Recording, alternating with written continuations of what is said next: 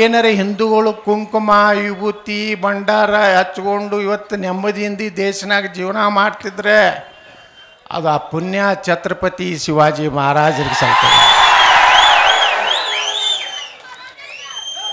काशी कला जाती मथुरा मस्जिद होती, अगर शिवाजी न होता तो सबका सुन्नत होती. ಅಂತ ಪುಣ್ಯಾತ್ಮ ಶಿವಾಜಿ ಮಹಾರಾಜರನ್ನು ಮಹಾರಾಷ್ಟ್ರದದ್ದು ಕರೀತಾರೆ. ಅಂಬೇಡ್ಕರ್ ಅವರು ಮಹಾರಾಷ್ಟ್ರದವ್ರೇ ಅಲ್ಲ, ಅವ್ರ ಮೂರ್ತಿಗೆ ವಿರೋಧ ಮಾಡ್ತಾರೆ ಕರ್ನಾಟಕದಾಗ.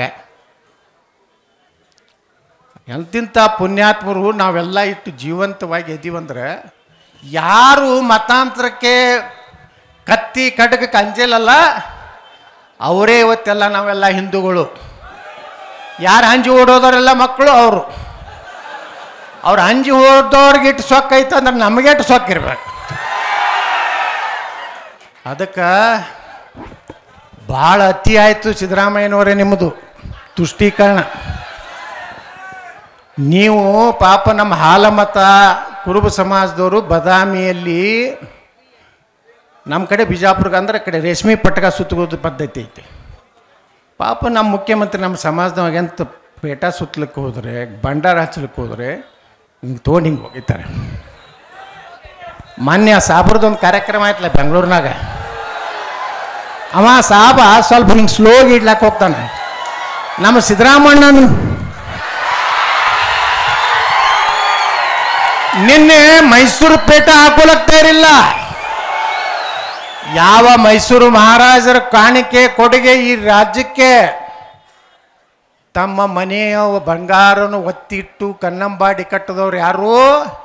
ಮೈಸೂರು ಮಹಾರಾಜ. ಅವರ ಒಂದು ಪೋಷಾಕೇನು ಮೈಸೂರು ಪೇಟ, ಅದು ಹಾಕೋಲಕ್ಕೆ ತಯಾರಿಲ್ಲ. ಸಾಬ್ರದಂದ್ರೆ ಪಟಕ್ಕನೆ ಆ ಸೌದಿ ಅರೇಬಿಯಾದವ್ರು ಹಾಕೋತಾರಲ್ಲ ಅಂತ ಹಾಕಿ ನಿಂತಿರ್ತಾರೆ ಹಿಂಗಮ್ಮ ಹಿಂಗ. ಅದ್ರ ಮಗ್ಗಲು ಒಬ್ಬ 3 ಫೂಟ್ 3 ಇಂಚು ಒಂದು ಗಿರಿಕೆ ಐತಲ್ಲ, ಯಾರು ಗುರ್ತಾಯ್ತಲ್ಲ. ನೀವು ಜಾತಿ ಹತ್ತಿದ್ರು ಇರ್ರಿ, ನಮ್ದೇನು ತೊಂದರೆ ಇಲ್ಲ. ನೀವು ನಮ್ಮದು ಕುಂಕುಮ ಹಚ್ಕೋರಿ, ವಿಭೂತಿ ಹಚ್ಕೋರಿ, ಕೇಸರಿ ಹಚ್ಕೋರಿ, ಸಾಬ್ರದಿದ್ರೆ ಟೊಪ್ಪಿಗೆ ಹಾಕೋತೀರಿ, ನಮ್ಮ ಟೊಪ್ಪಿಗೆ ಕಿತ್ತು ಹೋಗಿತೀರಿ. ನೀವು ಹೆಂಗೆ ಜಾತಿ ಹತ್ತಿತ್ರಾಗ್ತೀರಿ?